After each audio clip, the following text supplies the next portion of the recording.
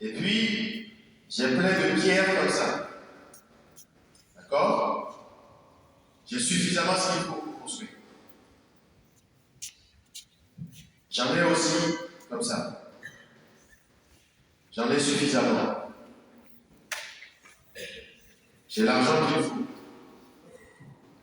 Ce sont vos parents qui m'ont prié. J'ai aussi les gens qu'il faut pour travailler. Alors vous allez me dire, vous allez m'aider. Comment on va faire pour que toutes ces pierres que j'ai deviennent un bâtiment comme ça, une église? Comment je fais? Oui?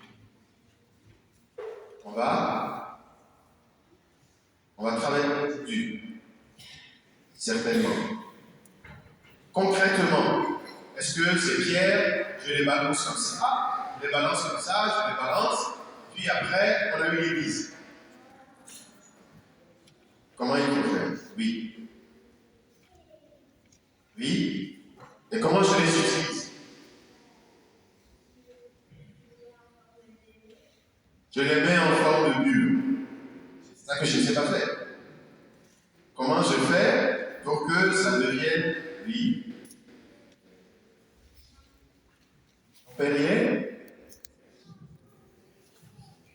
Ah, il a construit une voiture. Ça, après, on aura besoin de la voiture. Mais en attendant, comment je fais pour que ces pierres deviennent un bâtiment? Comment je fais? Oui? Oui, je vais travailler, c'est sûr. Oui. Très bien. On va les superposer à un moment donné. Est-ce que si je les superpose, je mets pierre sur pierre comme ça, sans rien faire d'autre, ça va devenir une église solide? Ah oui, c'est ça la question. Oui? Parce que l'église est toute tombée. Oui, du coup, comment je fais pour que ça ne tombe pas? De la colle?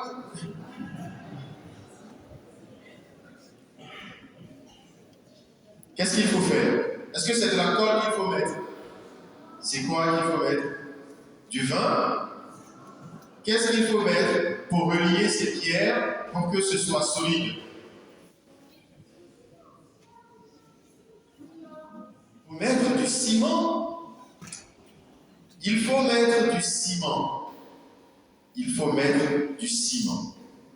D'accord? Alors aujourd'hui, on célèbre une fête. C'est une fête très bizarre. Et il n'y a que nous dans le monde qui la célébrons. Il n'y a que nous, les chrétiens catholiques. C'est pas Noël, c'est pas Pâques. C'est une fête très particulière qui est une fête catholique. Et qui a que les catholiques dans le monde qui célèbrent. Tout à l'heure, au début de la messe, j'ai dit, on célèbre une dédicace. Qu'est-ce que c'est qu'une dédicace? C'est quoi la dédicace? Oui? Quelque chose. Oui? Oui, c'est un peu rapproché. Signature. C'est une signature. C'est une consécration. Quand, par exemple, vous allez à un concert, il y a un chanteur, eh bien, il va signer l'album pour vous. On appelle ça une dédicace. Alors, il y a une église à Rome, une très belle église. Alors, certains ici étaient à Rome avec moi il y a quelques semaines, et nous avons visité cette église. C'est l'église du pape. C'est la cathédrale du pape. En ce moment même, le pape est en train d'y célébrer une messe. Alors, ça fait un peu bizarre de célébrer la dédicace de l'église qui n'est pas la nôtre, de l'église du pape qui est à Rome. Et ça veut dire juste quelque chose. Ça veut dire que chacune de nos églises dans le monde constitue pour le Seigneur une maison privilégiée. Quand vous allez en vacances avec vos parents, quand vous allez dans les plus petits villages de France, parfois on va être dans un village perdu. Et puis on a toujours une belle petite église. Et autrefois, toutes ces églises, il y avait du monde dans ces églises. Alors comme on a dit, ces églises, il a fallu juste apposer des pierres, les poser pied à pied. Si vous voulez savoir après comment on construit une église, comment il faut poser les pierres, si vous voulez savoir exactement comment on fait, vous irez c'est ce qui est là-bas. On va vous expliquer. D'accord? Alors il faut une technique. Mais dans tous les cas, moi je ne maîtrise pas. Ouais, moi je ne maîtrise pas. Mais je sais que ces pierres ont besoin d'être reliées les unes aux autres, soutenues par le ciment, puis d'autres choses, hein, pas pour la colle. Ça va pour la chaise classique. Et puis, ça va devenir une église. Et pour nous, ça veut dire quelque chose de très fort. Chacune d'entre nous, dans la main de Jésus, nous sommes comme une pierre. Nous l'avons entendu dans la lecture. Ça veut dire que pour construire l'église des hommes, la communauté chrétienne, le Seigneur a besoin de chacun d'entre nous. Vous voyez, cette pierre-là, qui sera là, elle ne pourra pas remplacer les pierres qui sont là-bas. Sinon, la maison ne pourra pas tenir. Les pierres qui vont soutenir les grands piliers qui sont derrière et qui vont faire les colonnes, elles ne pourront pas être remplacées par les pierres qui seront au niveau de l'autel, sinon la construction va être un peu de côté. Donc, chaque pierre a sa place et chaque pierre est irremplaçable. Pour le Seigneur, nous, chacun personnellement, est irremplaçable. Mon frère à côté, ma voisine, mon ami, ma copine, mes parents ne pourront pas me remplacer dans l'église. Vos parents, ils sont très nombreux ce matin. Si le Père Étienne et moi, on n'était pas là, ils sont adorables, nos parents. Ils sont peut-être plus sains que nous, mais ils ne pourront pas célébrer à l'aise.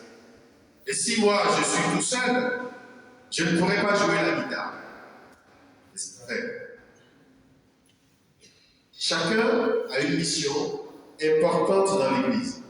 Et chacun est irremplaçable dans la vie du Seigneur.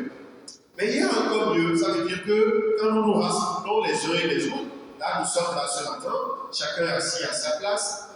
Mais le Seigneur, il est comme le ciment qui nous relie les uns aux autres.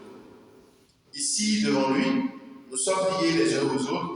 Non pas simplement parce que nous sommes venus le matin et que nous avons une place, mais le Seigneur est celui qui nous relie les uns et les autres. Ça veut dire que la prière de chacun, votre prière, va faire du bien à la personne qui est au fond de l'église là-bas.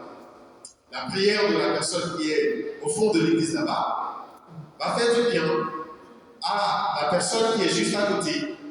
Votre prière va faire du bien au Père Étienne et la prière du Père Étienne va vous faire du bien.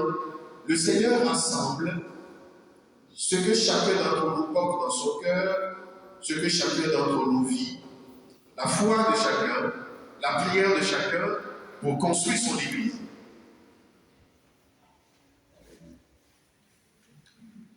Mais il y a encore plus.